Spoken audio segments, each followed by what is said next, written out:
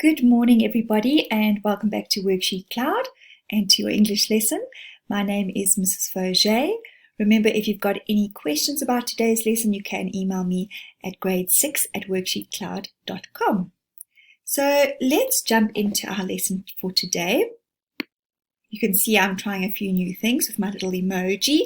I'm learning quite a lot during this lockdown. So let's read together. There will be some pictures along the way. I don't like to give you too many pictures because I do want you to use your imagination. But we did end off with the part about Veer and the planets falling out of alignment. So let's move on from there. Right. Before August. I honestly don't remember my life before August came into it. I look at pictures of me as a baby and I see Mom and Dad smiling so happily, holding me. I can't believe how much younger they looked back then. Dad was this hipster dude and Mom was this cute Brazilian fashionista, which I've put some examples on there. There's one shot of me at my 3rd birthday. Dad's right behind me while Mom's holding the cake with 3 lit candles. And in the back of us are Tata and Papa, Grans, Uncle Ben, Aunt Kate and Uncle Poe. Everyone's looking at me and I'm looking at the cake. You can see in that picture how I really was the first child, first grandchild, first niece. I don't remember what it felt like, of course, but I can see it plain as can be in the pictures. I don't remember the day they brought August home from the hospital.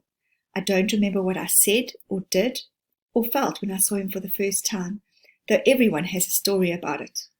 Apparently I just looked at him for a long time without saying anything at all, and then finally I said, "It doesn't look like Lily."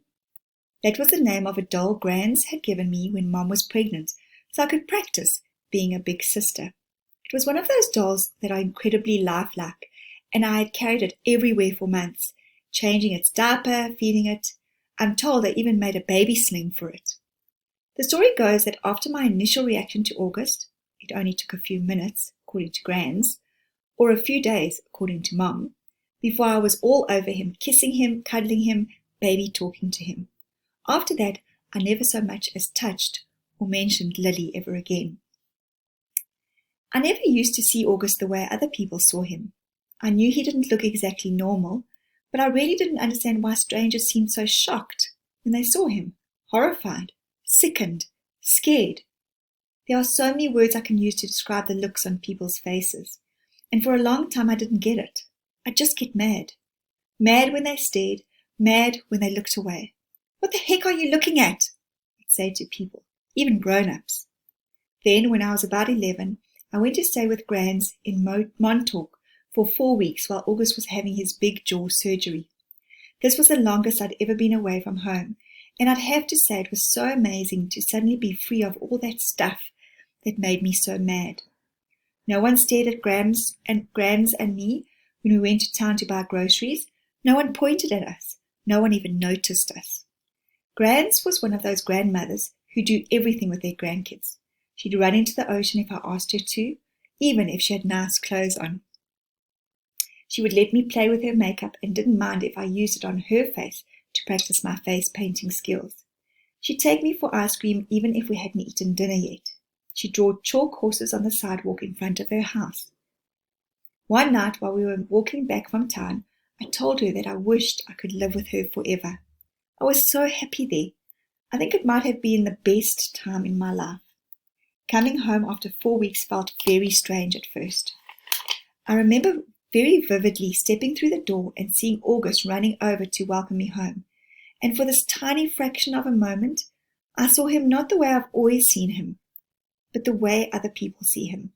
It was only a flash, an instant, while he was hugging me, so happy that I was home, but it surprised me because I've never seen him like that before. And I've never felt what I was feeling before either, a feeling I hated myself for having the moment I had it. But as he was kissing me with all his heart, all I could see was the drool coming down his chin, and suddenly there I was, like all those people who would stare or look away. Horrified, sickened, scared. Thankfully, that only lasted for a second. The moment I heard August laugh, his raspy little laugh, it was over. Everything was back the way it had been before. But it had opened a door for me, a little peephole, and on the other side of the peephole there were 2 Augusts, the one I saw blindly and the one other people saw.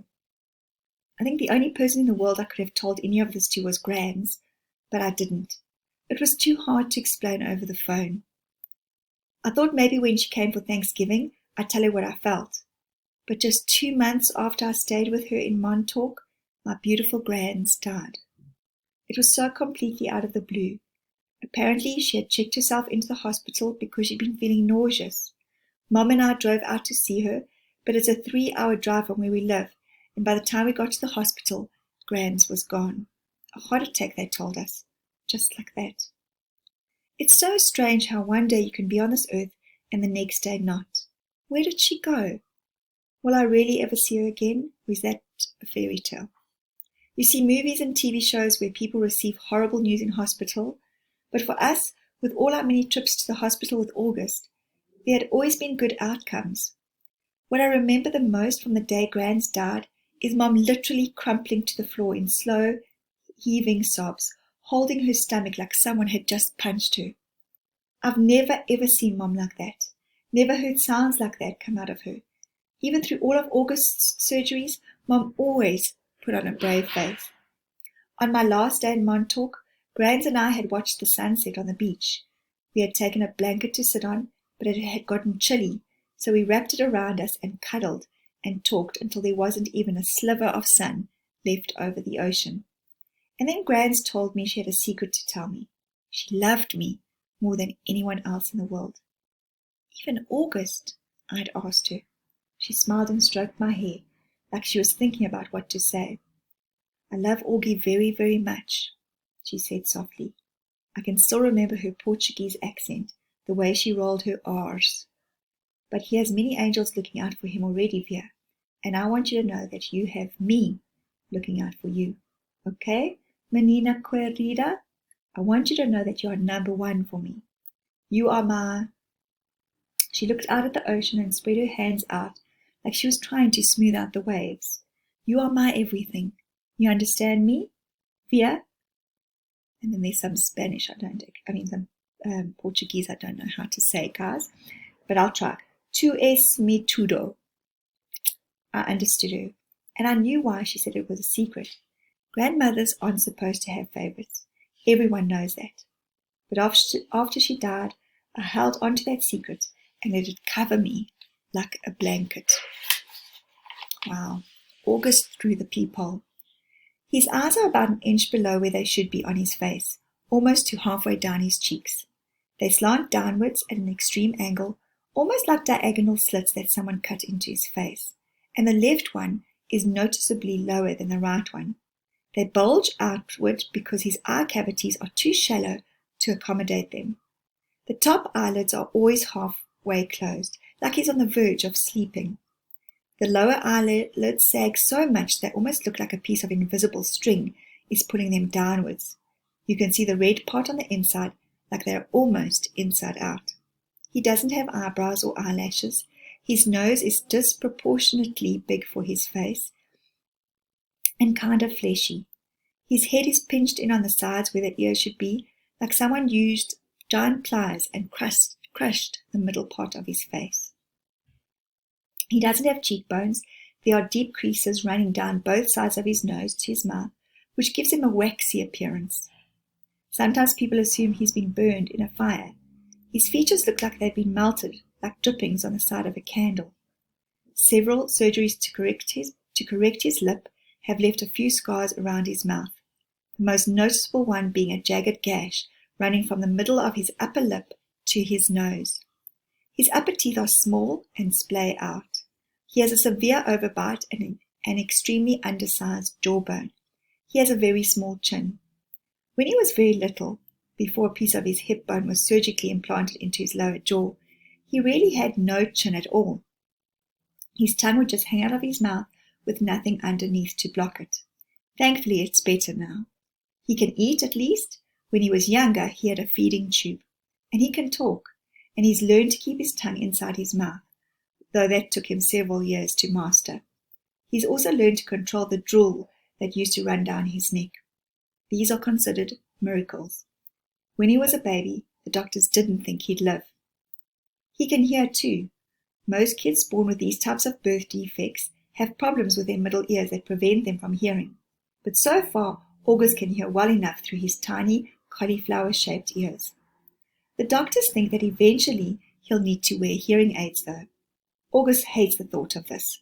He thinks that hearing aids will get noticed too much. I don't tell him that the hearing aids would be the least of his problems, of course, because I'm sure he knows this. Then again, I'm not really sure what August knows or doesn't know, what he understands and doesn't understand. Does August see how other people see him, or has he gotten so good at pretending not to see that it doesn't bother him? Or does it bother him? When he looks in the mirror, does he see the Augie mom and dad see, or does he see the Augie everyone else sees? Or is there another Augie he sees, someone in his dreams behind the misshapen head and face? Sometimes when I looked at Gran's, I could see the pretty girl she used to be underneath the wrinkles. I could see the girl from Ipanema inside the old lady walk. Does August see himself as he might have looked without that single gene that caused the catastrophe of his face? I wish I could ask him this stuff. I wish he could tell me how he feels. He used to be easier to read before the surgeries. You knew that when his eyes squinted, he was happy. When his mouth went straight, he was being mischievous. When his cheeks trembled, he was about to cry. He looks better now, no doubt about that, but the signs we used to gauge his moods are all gone. There are new ones, of course. Mom and Dad can read every single one. But I'm having trouble keeping up, and there's a part of me that doesn't want to keep trying. Why can't he just say what he's feeling like everyone else? He doesn't have a track tube in his mouth anymore that keeps him from talking. His jaw's not wide shut. He's 10 years old. He can use his words, but we circle around him like he's still the baby he used to be. We change plans, go to plan B, interrupt conversations, go back on promises, depending on his mood, his whims, his needs. That was fine when he was little, but he needs to grow up now. We need to let him, help him, make him grow up. Here's what I think. We all spend so much time trying to make August think he's normal that he actually thinks he is normal. And the problem is, he's not. Wow, and as you can hear, it's Via talking. And for those of you who have older siblings, or you yourself are starting to feel those emotions of being a teenager, they're quite normal, and they can be quite surprising to you, how you sometimes can feel very angry and then very sad, all at the same time. But it's a natural part of growing up, and you need to just be easy on yourself, but you also need to remember that in that time, sometimes you will say things that are upsetting, and that you need to be quick to say sorry, but also quick to forgive when other people do the same. But it's not easy being a teen. High school. What I always loved about middle school was that it was separate and different from home. I could go there and be Olivia Pullman, not Via, which is my name at home. Via was what they called me in elementary school too. Back then, everybody knew all of us, of course. Mom used to pick me up after school, and August was always in the stroller. There weren't a lot of people who were equipped to babysit for Augie, so Mom and Dad brought him to all my class plays and concerts and recitals. All the school functions, the bake sales, and the book fairs. My friends knew him. My friends' parents knew him. My teachers knew him. The janitor knew him. "Hey, how you doing, Augie?" he'd always say, and give August a high five. August was something of a fixture at PS 22. But in middle school, a lot of people didn't know about August. My old friends did, of course, but my new friends didn't. Or if they knew, it wasn't necessarily the first thing they knew about me. Maybe it was a second or third thing they'd heard about me. "Olivia, yeah, she's nice. Did you hear she has a brother who's deformed?" I always hated that word. But I knew it was how people described August.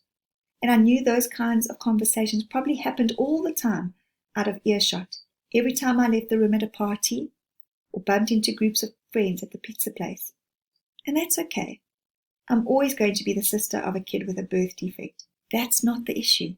I just don't always want to be defined that way. The best thing about high school is that hardly anybody knows me at all, except Miranda and Ellie, of course. And they know not to go talking about it. Miranda, Ellie, and I have known each other since the first grade. What's so nice is we never have to explain things to one another. When I decided I wanted them to call me Olivia instead of Via, they got it without my having to explain it. They've known August since he was a little baby. When we were little, our favorite thing to do was play dress up with Augie, load him up with feather bows and big hats and Hannah Montana wigs. He used to love it, of course, and we thought he was adorably cute in his own way. Ella said he reminded her of E.T. She didn't say this to be mean, of course, though maybe it was a little bit mean. The truth is, there's a scene in the movie when Drew Barrymore dresses E.T. in a blonde wig, and that was a ringer for Augie in our Miley Cyrus heyday. So just to stop there, we've got E.T. on the screen here. It was a movie that I watched when I was little. It is not meant to be scary in any way. It's actually the sweetest movie. And Drew Barrymore, who maybe some of you will know as an actress now, who's in her 30s or 40s, she was actually about 8 in the movie.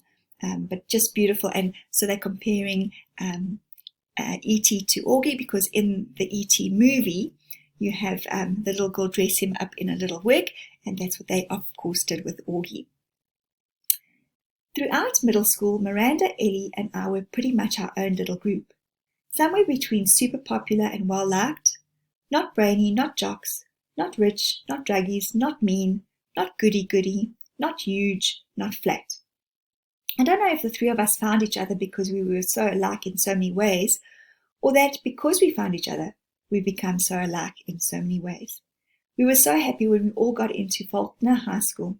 It was such a long shot that all three of us would be accepted, especially when almost no one else from our middle school was. I remember how we screamed into our phones the day we got our acceptance letters. This is why I haven't understood what's been going on with us lately. Now that we're actually in high school, it's nothing like I thought it would be. Major Tom. Out of the three of us, Miranda has always been the sweetest to August, hugging him and playing with him long after Ella and I had moved on to playing something else. Even as we got older, Miranda always made sure to try to include August in our conversations, ask him how he was doing, talk to him about Avatar or Star Wars or Bone or something she knew he liked. It was Miranda who had given Augie the astronaut helmet he wore practically every day of the year when he was 5 or 6. She would call him Major Tom, and they would sing Space Oddity by David Bowie together. I hope you've listened to that since our last one. It was their little thing. They knew all the words and would blast it on the iPod and sing the song out loud. Since Miranda's always been really good about calling us as soon as she got home from summer camp, I was a little surprised when I didn't hear from her. I even texted her and she didn't reply. I figured maybe she had ended up staying in the camp longer now that she was a counselor. Maybe she met a cute guy. Then I realized from her Facebook wall that she'd actually been back home for a full 2 weeks. So I sent her an IM, so a message, and we chatted online a bit. But she didn't give me a reason for not calling, which I thought was bizarre. Miranda had always been a little flaky, so I figured that's all it was. We made plans to meet downtown, but then I had to cancel because we were driving out to visit Tata and Papa for the weekend. So I ended up not seeing either Miranda or Ella until the first day of school. And I have to admit, I was shocked. Miranda looked so different. Her hair was cut in a super cute bob that she dyed bright pink of all things, and she was wearing a striped tube top that seemed way inappropriate for school, and secondly was totally not her usual style. Miranda had always been such a prude about clothes, and here she was all pink-haired and tube-topped. But it wasn't just the way she looked that was different. She was acting differently too. I can't say she wasn't nice, because she was, but she seemed kind of distant, like I was a casual friend. It was the weirdest thing in the world. At lunch, the three of us sat together like we always used to, but the dynamics had shifted. It was obvious to me that Ella and Miranda had gotten together a few times during the summer without me, though they never actually said that. I pretended not to be at all upset while we talked, though I could feel my face getting hot, my smile being fake. Although Ella wasn't as over the top as Miranda, I noticed a change in her usual style too. It's like they had talked to each other beforehand about redoing their image at the new school, but hadn't bothered to include me in it. I admit, I'd always thought I was above this kind of typical teenage pettiness, but I felt a lump in my throat throughout lunch. My voice quivered as I said, "See you later," when the bell rang. Sure, and lots there to unpack, guys, if you think about it. I'm not sure how many of you have felt that at school. But years and years ago when I was in high school, I felt that, guys. I wasn't always the most popular, gotten back with friends and thought everything's fine, and then felt out. And it is hurtful. And it's something that you really got to work on in terms of yourself. And sometimes it's not so much about you as about the other person. But yeah, something to think about as we go on to page 95, after school. "I hear we're driving you home today." It was Miranda in 8th period. She had just sat down at the desk right behind me. I had forgotten that Mom had called Miranda's mom the night before to ask if she could drive me home from school. "You don't have to," I answered instinctively. "My mom can pick me up." I thought she had to pick August up or something. "No, it turns out she can pick me up after all. She just texted me. Not a problem." "Oh, okay, thanks." It was all a lie on my part, but I couldn't see sitting in a car with a new Miranda. Couldn't see, yeah. After school, I ducked into a restaurant to avoid bumping into Miranda's mother outside. Half an hour later, I walked out of the school, ran the 3 blocks to the bus stop, hopped on the M86 to Central Park West, and took the subway home. "Hey there, sweetie," Mom said the moment I stepped through the front door. "How was your first day? I was starting to wonder where you guys were." "We stopped for pizza." Incredible how easy a lie can slip through your lips. "Is Miranda not with you?" She seemed surprised that Miranda wasn't right behind me. "She went straight home. We have a lot of homework." "On your first day?" "Yes, on our first day," I yelled, completely surprised Mom. But before she could say anything, I said, "School was fun. It's really big, though. The kids seem nice." I wanted to give her enough information so she wouldn't feel the need to ask me more. "How was Augie's first day of school?" Mom hesitated, her eyebrows still high up on her forehead from when I'd snapped at her earlier today. "Okay," she said slowly, like she was letting out a breath. "What do you mean, okay?" I said. "Was it good or bad?"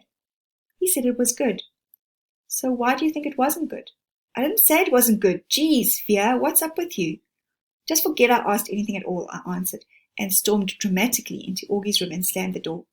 He was on his PlayStation and didn't even look up. I hated how zombified his video games made him. "So how was school?" I said, scooching Daisy over so I could sit on his bed next to him.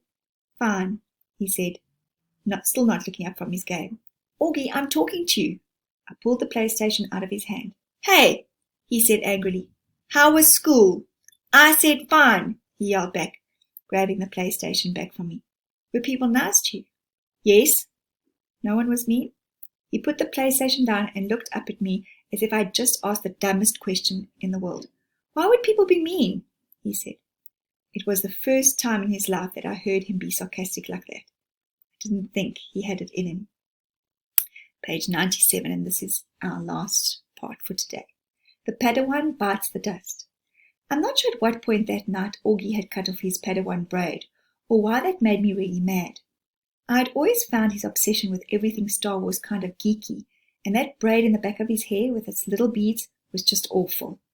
But he had always been so proud of it, of how long it took him to grow it, of how he had chosen the beads himself in a craft store in Soho. He and Christopher, his best friend, used to play with lightsabers and Star Wars stuff when they got together, and they both started growing their braids at the same time. When August cut his braid off that night, without an explanation, without telling me beforehand, which was surprising, or even calling Christopher, I was just so upset I can't even explain why. I've seen August brushing his hair in the bathroom mirror. He meticulously tries to get every hair in place. He tilts his head to look at himself from different angles, like there's some magic perspective inside the mirror that could change the dimensions of his face. Mom knocked on my door after dinner. She looked drained, and I realized that between me and Augie, today had been a tough day for her too. "So you want to tell me what's up?" she said nicely, softly. "Not now, okay?" I answered.